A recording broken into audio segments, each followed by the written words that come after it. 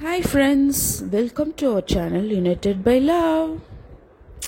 இன்னைக்கு வீடியோவில் நம்ம ஒரு ஃபெஸ்டிவல் vlog பார்க்க போகிறோம். என்ன ஃபெஸ்டிவல்னு கேட்குறீங்களா? எங்கள் ஊர் காரைக்குடி முத்தாலம்மன் கோவில் திருவிழாவை பற்றி தாங்க பார்க்க போகிறோம். லாஸ்ட் வீக்கு வைகாசி பொங்கல் திருவிழாக்காக நாங்கள் சென்னையிலேருந்து எங்கள் ஊர் காரைக்குடி, அது எங்கள் மாமனார் மாமியார் அங்கே தான் ஸ்டே பண்ணியிருக்காங்க, எங்கள் இன்லாஸ் வீட்டுக்கு நாங்கள் போயிருந்தோம். அந்த திருவிழா ஒவ்வொரு ஊர்லேயும் ஒவ்வொரு விதமான திருவிழா இருக்கும். எங்கள் ஊர் திருவிழா எப்படி வித்தியாசமானதுன்னு இந்த vlog கடைசியில் பாருங்கள், புரியும். அன்னைக்கு மார்னிங் எங்கள் திருவிழாக்காக நாங்கள்லாம் ஃப்ரெஷ்ஷாக கிளம்பி, நான் எங்கள் ஹஸ்பண்டு மாமனார் மாமியார் குழந்தைங்க எல்லாரும் கிளம்பி கோயிலுக்கு போயிட்டோம். போன உடனே மக்கள் ஃபுல்லாக பொங்கல், வைகாசி பொங்கல்ன்றதுனால பொங்கல் வச்சுட்டு இருந்தாங்க ரெண்டு பக்கமும். செம்ம கூட்டங்க, கோவிலே செம்மையாக இருந்தது. இந்த எங்கள் மாமியாரும் பொங்கல் வச்சுட்டு இருக்காங்க. பொங்கல் வச்சுட்டு அப்படியே நாங்கள் அங்கே நீர்மோர் பானக்கம் ரோஸ் மில்கெல்லாம் கொடுத்துட்டு இருந்தாங்க. நான் ஹஸ்பண்டு பிள்ளைங்கள்லாம் போயிட்டு அதெல்லாம் டேஸ்ட் பண்ணோம். அப்புறம் எங்கள் மாமியார் மாவிளக்கு போட்டாங்க. மாவிளக்கு போட்டு நேராக கோவிலுக்கு போயிட்டோம். கோவில் இவங்க தாங்க முத்தாலம்மன். இவங்களுக்கு ஆக்சுவலி உருவமே கிடையாது, 5 வடிவமாக இருப்பாங்க. மண்ணில் தான் பிடிச்சி வச்சுருப்பாங்க. இப்போ திருவிழான்றதுனால இப்படி எல்லாம் அலங்காரம் பண்ணியிருக்காங்க. மண்ணில் 5 இதுவாக பிடிச்சி வச்சுருப்பாங்க. இவங்களுக்கு ரூஃபும் இருக்காது. அந்த கோவிலுக்கு மேலே பாருங்கள், ரூஃபும் இருக்காது, ஓப்பனாக தான் இருக்கும். மழை வெயில் எல்லாத்துலேயும் இப்படியே தான் இருப்பாங்க. நார்மலாக அலங்காரம்லாம் இல்லாமல் ஒரு வடிவமாக இருக்கும்போது இப்படி தான் இருப்பாங்க. 5 வடிவமாக இருப்பாங்க. அடுத்து இதுதாங்க கரும்பு தொட்டில். குழந்தை இல்லாதவங்களோ இல்லை குழந்தைக்கு உடம்பு சரியில்லாதவங்களோ இப்படி தான் கரும்பு தொட்டில் வேண்டிக்குவாங்க. ஒரு 2 கரும்பில் புடவையை சுற்றி அந்த குழந்தைய உள்ளே போட்டு கோவில் மேலதாளத்தோடு அந்த கோவிலை சுற்றி வருவாங்க.